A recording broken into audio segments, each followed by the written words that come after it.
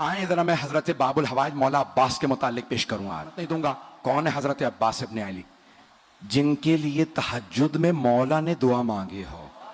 وہ علی جن کے حسن حسین جیسے بیٹے ہوں اور کہیں پروردگارہ ایک ایسا بیٹا دے جو کربلا میں میری نمائندگی کرے. اللہ جانتا ہے نا کہ وہ علی جو مشکل کشا ہو. آج علی مانگ رہے ہیں, اب اللہ نے علی کے حساب سے عطا کیا. جب عطا کیا تو کہا علی میں آپ کو عباس دوں گا. اذان گرامی, جیسے ہی جناب امیر نے آغوش میں لیا تو جناب عباس نے انگڑائی لی تو مولا نے فوراً کہا ہاذا عباس, یہ عباس ہے. میں نے کسی مقام پہ پیش کیا تھا, شیر کی مختلف حالتوں اور کیفیتوں کے نام ہیں. اسد مطلق شیر کو کہا جاتا, شیر کو عربی میں اسد کہتے ہیں. ہر حالت کے الگ الگ نام ہیں. زرغام کہتے ہیں جو چیر پھاڑ کرنے والا شیر ہو. زیغم کہتے ہیں جو دوڑتا ہوا شیر ہو. حارس کہتے ہیں حفاظت کرتے ہوئے شیر کو. غضنفر کہتے ہیں بڑے اور بوڑھے شیر کو. توجہ, لیس کہتے ہیں غراتے ہوئے شیر کو. غراتا ہوا شیر کہلاتا ہے لیس, لام یہ اور سے, لیس غراتا ہوا شیر. اور حملہ کرتے ہوئے شیر کو کہتے ہیں حیدر. حملہ کرتا ہوا شیر حیدر. اور عباس کس شیر کو کہتے ہیں؟ تو میں نے لغت میں دیکھا تو مختلف معنی لکھے تھے. ایک جگہ لکھا ہے انگڑائی لیتے ہوئے شیر کو عباس کہتے ہیں. توجہ, دوسری لغت میں لکھا تھا, فیروز اللغات میں لکھا تھا عباس اس شیر کو کہتے ہیں جس سے شیر فرار کرے. اللہ کے شیر نے کہا یہ عباس ہے. بھئی عباس کوئی عام شیر نہیں, شیر خدا کا شیر ہے. رہیے گا, جناب عباس بہت شجاع, بہت دلیر. اور میں نے کسی مقام پہ پیش کیا تھا, اشارہ کر رہا ہوں صرف, کہ بے انتہا خوبصورت تھے جناب علی مرتضیٰ, اور سب سے زیادہ آپ کی آنکھوں کی تعریف کی گئی ہے. مولا کی آنکھیں بہت بڑی بڑی تھی, اور جب آپ میدان جنگ میں جاتے تھے نا تو آپ دانت بھینچ لیتے تھے. جب ذوالفقار کھینچتے تھے نا تو دانت بھینچ کے ذوالفقار کو کھینچتے, آنکھیں سرخ ہو جاتی تھی. اکثر لوگ آپ کی آنکھوں کو دیکھ کے وہی مر جاتے تھے. مولا علی آنکھوں سے دشمن کو کھا لیتے تھے. بڑے بڑے سورما کا پتا پانی ہو جاتا تھا.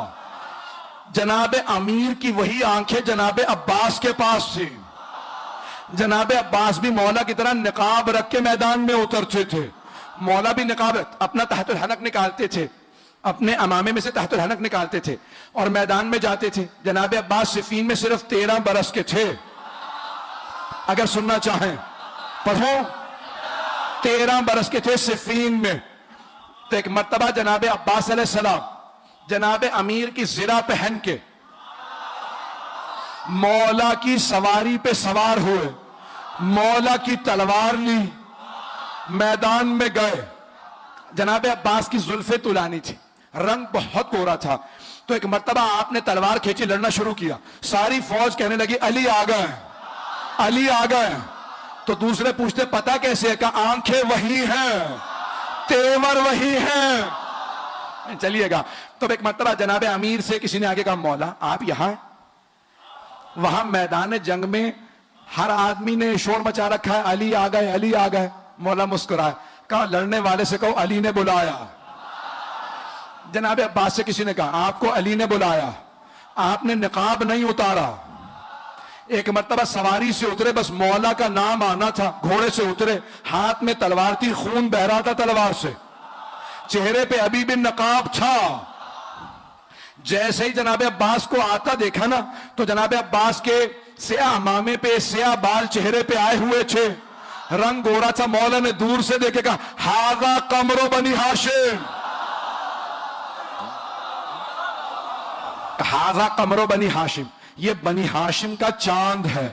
عزیزانہ گرامی, جس گھر میں ایک ہی خوبصورت ہو تو خاندان والے سارے القاب اسے دے دیتے, نہیں پہنچا سکا کہ بھئی یہ خوبصورت ہے, یہی چاند ہے, یہی سورج ہے, یہی ستارے, سب کچھ یہی ہے. اور اگر کسی خاندان میں سبھی خوبصورت ہو, اب پہنچ رہی ہے بات, سبھی خوبصورت ہو, کوئی حمزہ ہو, کوئی جعفر طیار ہو, رسول خدا علی مرتضیٰ امام حسن حسین کے تو نام ہی حسن سے نکلے ہیں. بہت خوبصورت تھے. جہاں سبھی خوبصورت وہاں جناب امیر فرما رہے ھذا قمر بنی ہاشم. اب سوچیں کتنے خوبصورت ہوں گے. صرف آنکھیں نہیں، ناک جناب عباس کا، آپ کی پیشانی، لب، آپ کے بازو، آپ کا قد، ہر چیز دیکھنے سے تعلق رکھتی تھی. جو ایک دفعہ دیکھتا تھا وہ واپس آ کے پوچھتا تھا کون ہے. جب جناب عباس مدینے کے بازار میں جاتے تھے بازار رک جاتا تھا. جناب زینب کو کسی نے کہا جب آپ کا بھائی جاتا ہے بازار رک جاتا. جناب زینب نے بولا کہ بھیا آج کے بعد سے چہرے پر نقاب رکھنا. کہ بی بی جیسا آپ کا حکم. کہ بھیا کہیں نظر نہ لگ جائے. سارے مدینے والے ایک ہی بات کرتے ہیں عباس عباس ہے. بہت خوبصورت ہے. میں دیکھ رہا ہوں آنکھوں میں آنسو ہیں. بھئی یہ ولایت و عقیدت کی علامت ہے کہ فضائل میں بھی آنکھوں میں آنسو آ جائیں.